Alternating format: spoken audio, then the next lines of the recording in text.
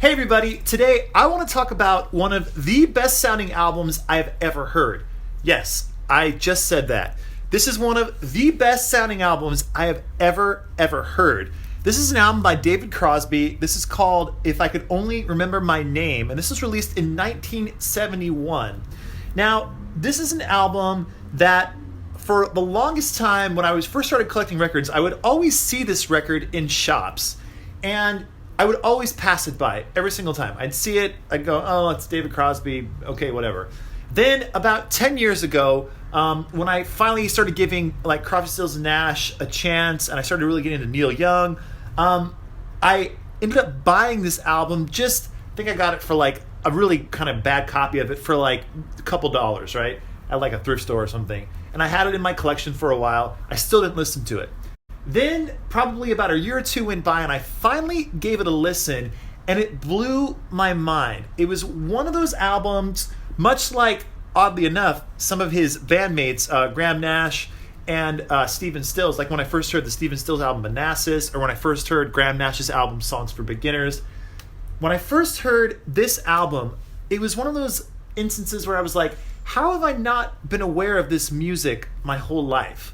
Because first of all, the music on here is so wonderful. It's all so fantastic. And oddly enough, there isn't one song on here that I'd ever heard before. I've never heard any of these songs on the radio.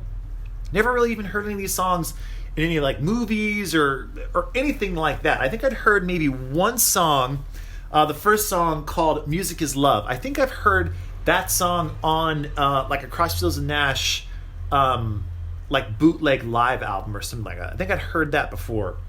Other than that, though, I hadn't heard any of the songs.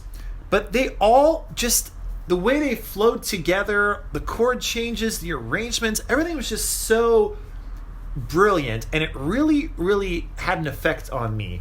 And I always knew that I wanted to have this album be on the website, by the way, needlemeetsvinyl.com, and this very pressing is currently on the website, needlemeetsvinyl.com. So I knew I always wanted to have this on the website, and I really wanted to try to find as many different pressings of this as possible and really do my research. So for about the last, I don't know, like maybe year and a half or so, I've been picking up copies of this. And this one is in absolutely near mint condition. It's so clean, so nice, and it has brilliant sound. Now I'm going to make a statement right now that might blow your mind, because I've heard a lot of great albums. I've been so lucky to have heard so many wonderful pressings of records, been able to go to friends' houses who have just brilliant stereo equipment, and they've played me brilliant pressings of records. What I'm about to say should have a big impact, because I just stated all that. This pressing of this album has the best acoustic guitar sound I've ever heard in my life. Ever. On any record. It's the best acoustic guitar sound I've ever heard. And it's something that I think is just worth hearing by anyone who loves music, who appreciates music, should listen to this at least once in their life, because it's that good. The sound quality of this record, of this pressing, is just phenomenal. It's a whole nother experience. It's on a whole nother plane, and it's just brilliant. If you've never heard this record and you've always been kind of curious about it, now is your chance to listen to it, because it's so great. As far as a sonic impact, and I will say sonic impact in the way of just the overall sound and the way this was recorded, and I'm putting all the songwriting aside, all the performances aside, I'm just talking about sound quality. This has about as much of an impact as Pet Sounds or Sgt. Pepper, in my opinion. It's that important as far as a sound thing goes. It's, once you hear this, it is a game changer. It's so good.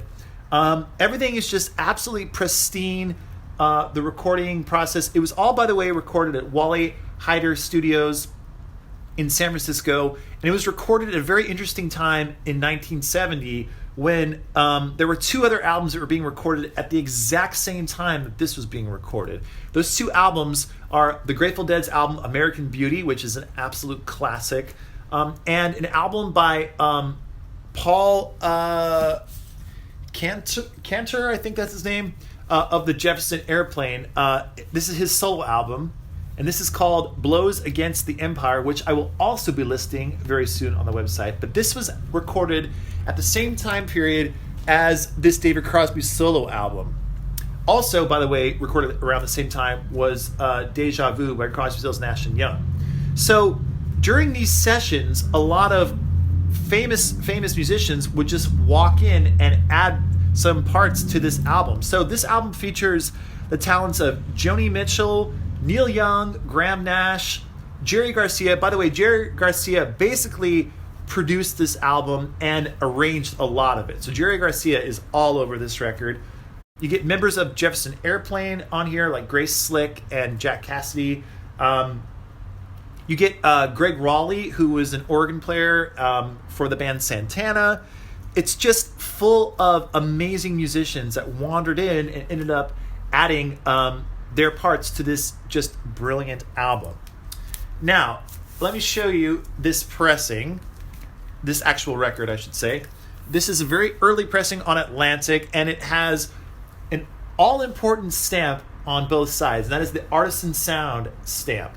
On both sides in the dead wax. I can't show it to you on here, obviously, because it's very hard to see, but it's there on both sides. There's side 1. There's side 2. And this is, like I said, near mint condition. It's a brilliant sounding record. By the way, on the website, I have it on there right now. It's not that expensive at all. There's a reason for that. These are not hard to find. In fact, if you go to a record store right now, I almost guarantee any record store will have a copy of this. That being said, you're not going to find one in as nice of condition as this one. This is in absolutely near mint condition. Everything about this is just in like crisp, clear, really nice condition. So if you want to pick up a excellent sounding copy and a copy that is just in great shape, this is the place to do it on my website, needlemeetsvinyl.com. And this is, honestly, I know, by the way, I've talked a lot about how this is the best sounding record you've ever heard, and I go on and on about sound, which is obviously good because that's what this whole YouTube channel is all about, is about records and how great they can sound. And honestly, what my website is about selling records that are, in my opinion, the best sounding records you can get. But this is absolutely, truly a special pressing, a special record. So even if you don't really care that much for David Crosby, or you don't care that much for Crosby, Stills, and Nash, or that whole, whatever, that early 70s kind of California folky singer-songwriting sound, if you care about audio and you love the sound of records and you love the sound of recordings that were just made in absolutely the best conditions with the pristine recording quality, this is an album that you will love. So head on over to needlemeetsvinyl.com and check this one out. And check out a bunch of other records I just listed on the website. I just listed a copy of Led Zeppelin 4, another fantastic copy that's on the website, so you can check that one out as well. It will go quickly, so head on over there as quick as you can. And that's it for now. So we'll talk to you later. Bye for now.